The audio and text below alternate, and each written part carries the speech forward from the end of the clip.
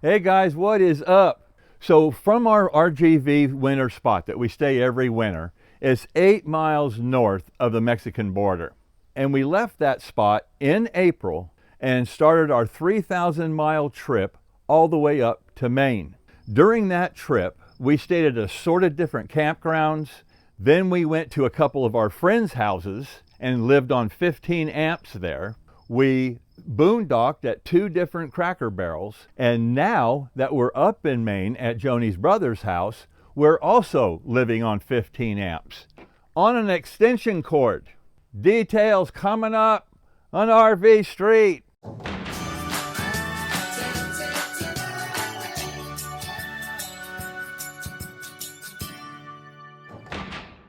Our YouTube channel always deals with DIY maintenance and upgrades and all that kind of stuff. And I have a ton of videos on all that already in my playlist page. But today we're going to do something different. When I tell other RVers and our friends that we live off an extension cord and 15 amps, they go, "Man, you're a 50 amp coach. How in the heck do you do that?" Well, that's what I'm going to show you today. But before I get started in that, I want to address something right off the bat. I know a lot of you have a lithium battery setup. You have a big battery bay, you have the right converter, you have the right inverter, you have all this stuff, and you've invested a lot of money in a lithium battery bay. But the majority of RVers, including us, do not need that kind of power. We don't have the money to invest in that kind of power. We don't have the room to put that many batteries. And quite frankly, we just don't have the need for all that kind of power. Now, if you're living off grid all the time, definitely. I totally understand why you would want to have a lithium battery bank, probably a whole bay of solar and all that, but we do not need that. But I dare say most RVers, and especially most who watch our channel, just do not need to invest that kind of money and jump through all those hoops to have that kind of a battery bay. But again, in all fairness, those of you who have got that kind of setup, man, more power to you, pun intended. So stay with me here. This video is going to cover how to live on minimal electricity or no available electricity at all. Like if you have no power because of a storm or a hurricane, or the whole entire electrical grid went out, or what have you. But it's also going to cover what if you have an available 15 amp outlet. So that's what we're going to cover. Now we have a 50 amp RV. We also have an onboard Onan gas generator. It will power everything in our RV. But sometimes you don't want to use it or shouldn't use it for assorted different reasons. So let's take that option off the table right off the bat. I want to start by sharing with you some of the locations that we stayed at where we only used 15 amps. When we arrived in Connecticut to visit one of Joni's friends, I mean, she hasn't seen her in like, 30 years. But when we got there, it got a little tricky right off the bat. I had to stack some 2x4s in front of the curb to assist the RV to climb up the curb and back up and then park between their house and some trees with the neighbor's fence right there alongside of us. Now, if you were our friends or their neighbors next door, would you be wanting me to be running that gas generator to power our RV? No way. That would not happen. It's too loud. It's just too loud. So that's why we're taking that off the list. So what do you do in this instance? Well, a couple of things. Number one, I could have used one of these bad boys. I just bought this a couple of months ago when I was in North Carolina, and it's part of my emergency backup system. If you remember what we went through last winter, down in Texas, when the whole midsection of the country in Texas just went black, remember? We were without power for days. So this year I have been working on multiple strategies on how I can have multiple different kinds of power in the event of emergency, in the event I want to live off a 15 amp, in the event I have no electricity, and this generator was just one of the things that I've done. Now, I've got a video coming up here in the next few weeks where I'm going to cover all that and remind everybody that winter is coming and we need to start getting everything ready now before another thing possibly happens and then we're caught with our pants down again. But this generator here I could use as a means of power instead of the big 50 amp generator that's making a whole lot of noise. Let me show you something here. And like I said, I'm going to go through all this in great detail later. But just to show you what I'm talking about for this video, this generator is a EU2200i and it has two 15 amp outlets. So I can either put in one tool or extension cord or anything in either one of these. I could put two extension cords in here, but total they can do 15 amps. Now if I put in just one extension cord, I can feed the full 15 amps from here. Now this Honda generator not only has two outlets and can run 15 amps, but depending on the load, this thing here will run 8 hours on 1 gallon of gas. My big Onan generator, depending on the load, will use a half a gallon or a gallon of gas an hour. And it's a whole lot louder than this thing. So in this situation in Connecticut, let's just say they didn't have any power. We showed up and they're like, man, we just got a big storm here. We don't have any power at all. Well, I could have taken this Honda generator, I could have put it in their backyard, ran an extension cord from the generator to the coach, and I would be supplying the coach with 15 amps. And if I did use this at their house, it would have been very quiet. It wouldn't have bothered them or the neighbors. But they did have power. They didn't have a 50 amp connection. They didn't have a 30 amp connection, but they did have a 15 amp wall plug down in the basement. So I ran an extension cord to their basement hatchway. I plugged it into a 15 amp wall socket, then plugged the extension cord into my 50 amp to 120 dog bone adapter, then plugged my 50 amp main cord into that. I also have a hardwired EMS in my electrical bay, so I'm protected too.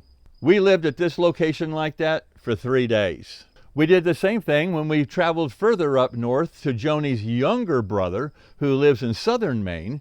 We parked in front of his house. I ran 2 extension cords to the garage, plugged that into the dog bone adapter, and then our main coach cord into that. And we lived off of that for a week. After staying there a week, we traveled another hour, hour and a half north to the central part of Maine, where we're shooting this right now, staying at Joni's older brother's house. And we're going to be here all summer. Also living off an extension cord with 15 amps. So how do we do this? How do we run a 50 amp coach and only get by with 15 amps? Well, there's 3 reasons. Number 1. So let's just think about it for a minute. We left in April. It's springtime, right? It's cool. It's nice. And as we traveled up north, well, the more north you go, the cooler it's getting. So there's no need for air conditioning. But with our roof vent covers over our regular roof vents, we always leave the vents open. We also open our windows, even in the rain, because we have window awnings over all the big windows. Then we'll turn on the main galley fan using the 1st or 2nd speed, and that produces a nice breeze throughout the RV. Number 2, being plugged in to a house outlet with 15 amps, my battery converter is already charging the batteries continuously. My onboard 4-stage battery converter, or battery charger as some may call it, is now always charging the house batteries. In my battery bay, I have 2 6-volt golf cart batteries wired in series, and of course they are lead acid batteries, and it's worked fine even when we don't have outside electricity. So in summary, so far I'm plugged into 15 amps. My battery bay is being charged continuously, so I don't have to worry about how much power I'm using from my house battery bay. So everything in the coach that uses 12 volt I can use as much as I want for as long as I want, and I don't have to worry about my batteries going low. So any worries about the battery bay, we can just check that off the list and remove that from the table too. And the 3rd reason we can live off of 15 amps is we manage our electricity. Now we can have several things on at once. but it just depends on what things we run in combination at the same time, so you don't overload the 15 amps coming in on the extension cord. If you ran too many things, wherever that extension cord is plugged in, it'll trip that breaker. Now, figuring out what you can run at the same time and what's drawing this amount of amps, I mean, this is not difficult. It doesn't require a whole lot of research and homework and all that.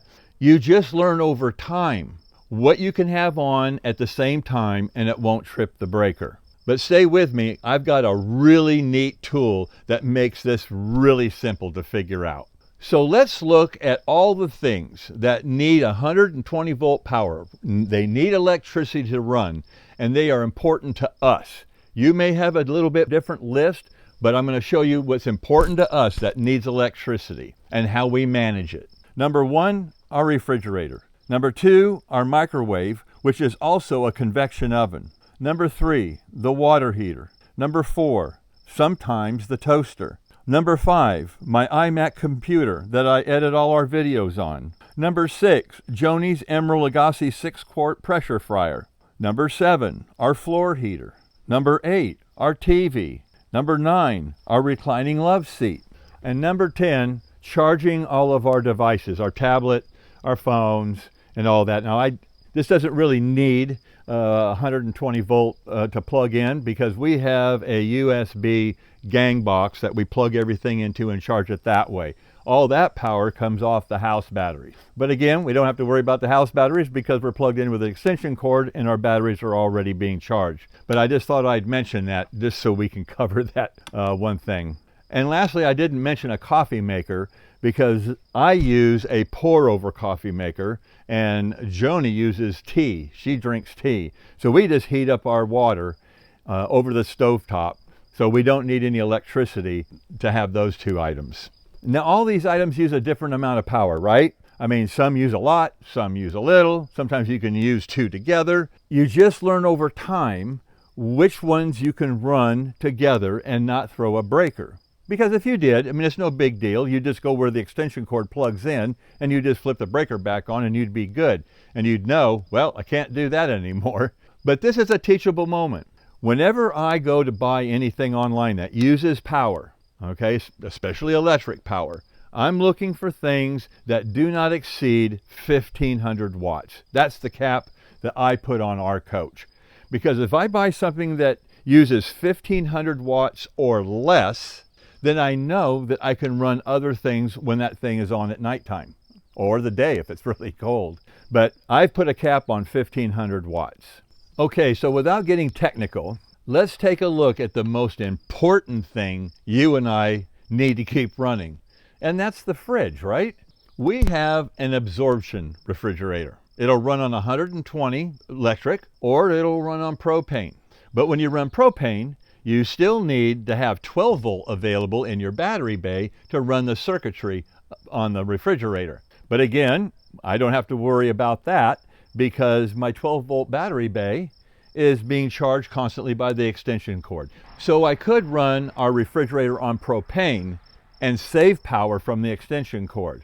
But here's the problem with the way we live and travel by using propane. Let me show you something. So here I am at my propane tank. I'd be using my propane that I have to carry with me all the time, right? So if I start using my propane, that's another thing I have to do to, get everything together, go drive and go fill it up, come back, use it, drive and fill it, and so on and so on. And that's an added expense also. My tank is not removable. Now, a lot of you guys, especially in fifth wheels and so forth, you can just disattach that, put it in the truck and go get it filled. And that would be great. But I don't have that ability. You also may have a larger propane tank than I do. This, in comparison to most RVs, is a small propane tank. I only have 14 gallons of propane in here. So we don't use propane to power the fridge. I don't have a lot to spare. I want to utilize this in a smart way. So I use this to power our stovetop and also my barbecue that I use right here with our Extend-A-Stay. So I'll just set up my barbecue and I'll plug my barbecue right into here, and I use it for that and the stovetop. So we don't use propane to power our fridge. We use that for other things. and it makes our life a lot simpler. Here's another thing I think you might find hard to believe. Even though I just showed you that we only have 14 gallons, we only fill that propane tank once a year, and we have never ran out of propane. So that's why I'm a little finicky about using propane. If I can get away with using electric, I'm going to use electric. So to summarize where we are right now, we're plugged into 15 amp. I'm running our refrigerator on electric. I don't have to worry about draining my batteries because the charger is constantly keeping my batteries topped off. And our fridge uses at the most 5 amp, but it'll use less when the heater is not on in the fridge. So it's anywhere between 3.5 to 5 amps max. So let's address those of you who do not have an absorption refrigerator, because I know a lot of you guys have these big, awesome residential 2-door refrigerators and all that, and that's awesome. Sometimes we wish we had one, but you know what? We've been living with this refrigerator for years, and it's fine for us. But if you have one of these big residentials, you'll be able to do the exact same thing we're doing. You'll be able to run that refrigerator off that extension cord, but you're going to be using a little bit more amps, okay? I mean, these new residential refrigerators that are coming into RVs now, they use a whole lot less power than the older ones did. But you've still got all that left over to run other things. So if you have a big residential, running off an extension cord and doing other things will work just fine. Now what you could do is, if you happen to measure how many amps your fridge is drawing and it's a little bit more than you're comfortable with, you could turn off the ice maker if you have one. That will reduce the draw some too. It's just learning how to manage when to turn something off, when to turn something on, and 15 amps will be plenty. So let me give you some practical examples of how we manage our appliances and how we keep things running in our RV. So we have the fridge on all the time, right? Remember, it's using electric. And we also are not using our propane to heat up our water heater. For the things that I just explained, we do not want to use our propane to heat up our water heater. So the first thing we do in the morning when we wake up is we'll turn on the water heater. It's being fed by electric. We get up in the morning, we make our coffee and tea, we turn on the water heater. Once it's hot, we turn it off. Now that power, that electrical power, is not being used anymore, and that water in that tank will stay hot all day and warm till the next morning. The next morning we just do the same thing all over again. So we only use power to heat that for about 15 minutes a day. On my iMac computer, it's a full-blown workstation. It does not work off of batteries like my laptop does. So if I'm not using it, I'll either put it to sleep or I'll turn it off. That takes that off the table, okay? But if I do need it, I'll go ahead and turn it on, and now I have the refrigerator running and my iMac running. Sometimes I'll even have my printer on. But as that available amps shrinks and shrinks by turning different things on, well, then that gives me a smaller margin that, well, maybe now all I can do is use this or use that. You know, I mean, we just kind of learn what we can have on at the same time and what we can't. So let's say we want to have pizza for dinner. We'll take a frozen pizza, we'll dress it all up with our extra stuff, we'll put it on a metal rack, and we'll put it in the convection oven. She'll put it on 20 minutes at 450.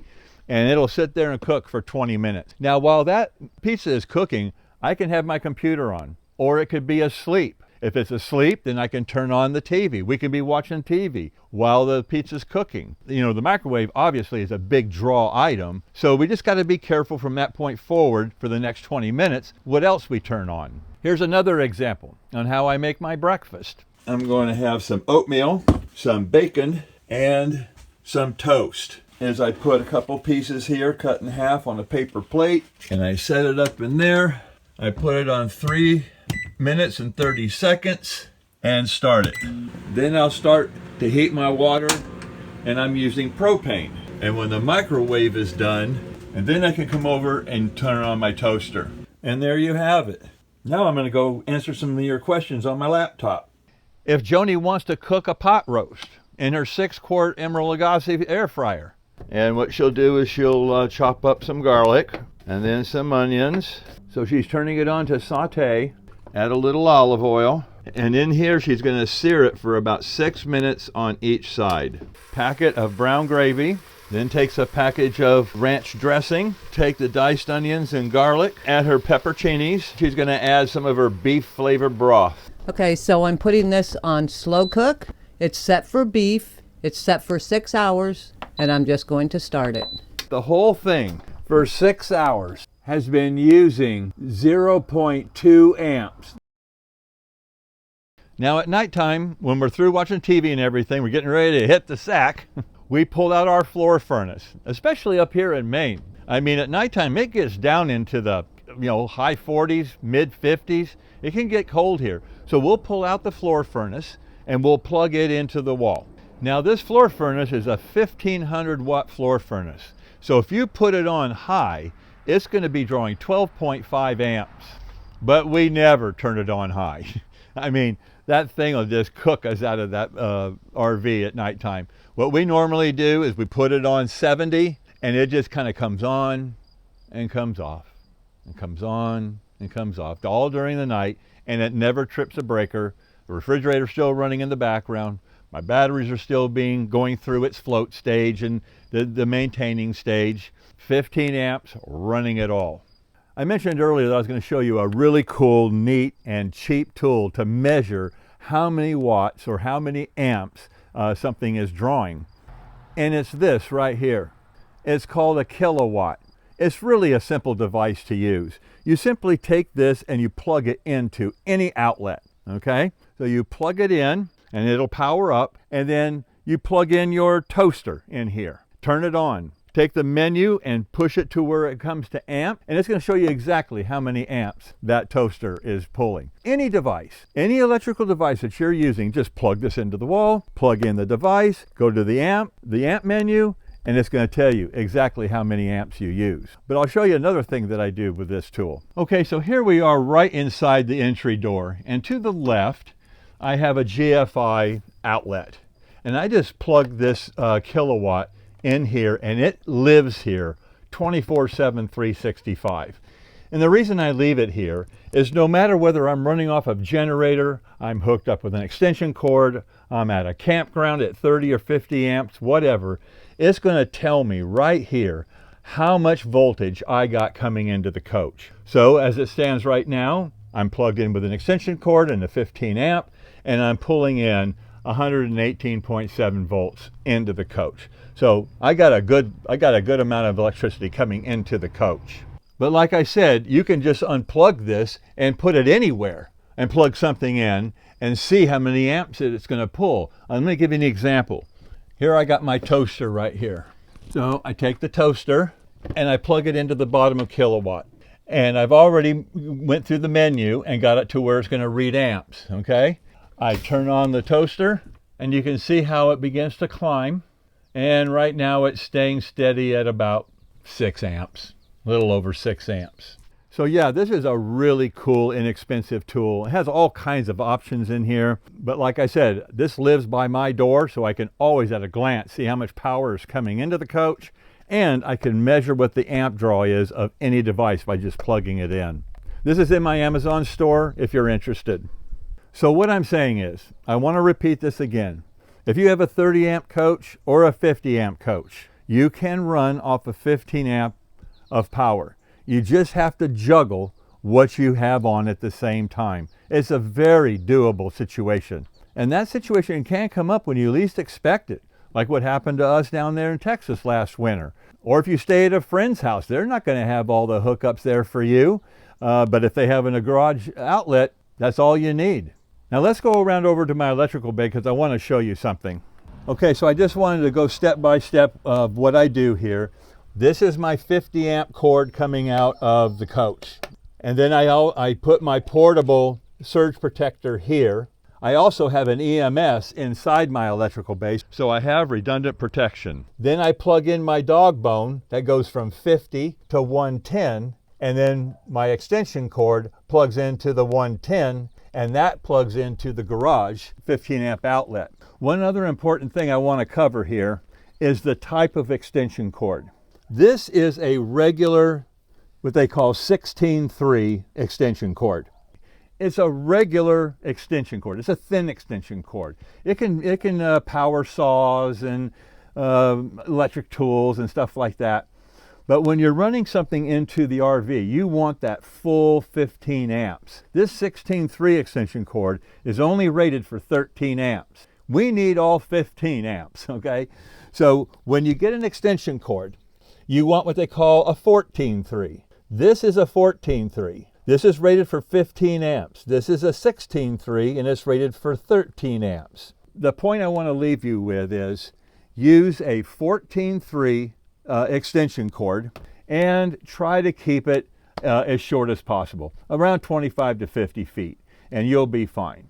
Now, I know this video is about learning how to live on 15 amps, but after running a YouTube channel for a while, I know some of the first things you guys are thinking about. Martin, what do you do with your water while you're staying there? How do you dump your tanks and all that? Well, I've already done a video on that, but I'm going to recap it here.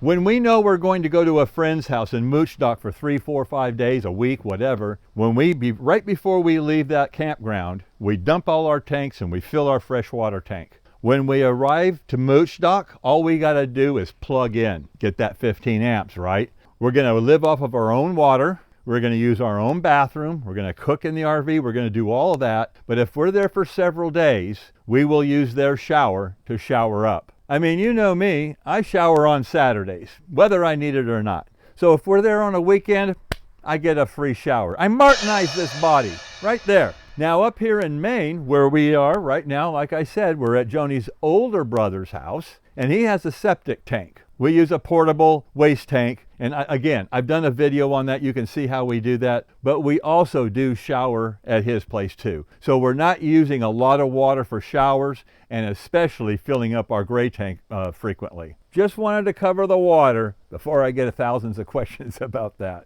I know. Having full hookups is a beautiful thing. That's why we got a 50 amp coach. But sometimes you don't have it or need it. Like in many times coming up here, we didn't have 50 amps, we didn't have 30 amps, but we got 15, and that worked just great. And now we're also going to be very prepared in the case of an emergency, a hurricane, a storm, a blackout, who knows? Man, the way stuff is going on these days, who knows what's going to happen next? But I don't want to be addicted to 50 amp. I gotta have 50 amp. I gotta have 30. No, I don't. I don't need it. I'd like to have it if it's available, but I don't need it. Oh, don't forget to check out my playlist page right up here. It's on my YouTube homepage. If you go to the homepage, click the playlist tab, and that's going to take you to a whole library of videos that I have done on a ton of different subjects. These videos will teach you how to do 80 to 90% of your maintenance and upgrades yourself. You can do these things, and you'll know your coach better, and you'll save a ton of money. I also want to thank all of you who use our Amazon store to get everything that we use and you need. When you use our Amazon store link down there in the description text, it'll take you to our Amazon store. Now, even if our store doesn't have what you need or want to buy from Amazon, you can still use our link, go to our Amazon store, shop like you normally would, put it in the cart, and check out. It's a great way to say thank you, Martin, for making these videos and helping the RV community. Well, that's it for now, guys. This is how we live on 15 amps when we have to. Until next time, this is RV Street. Stick around.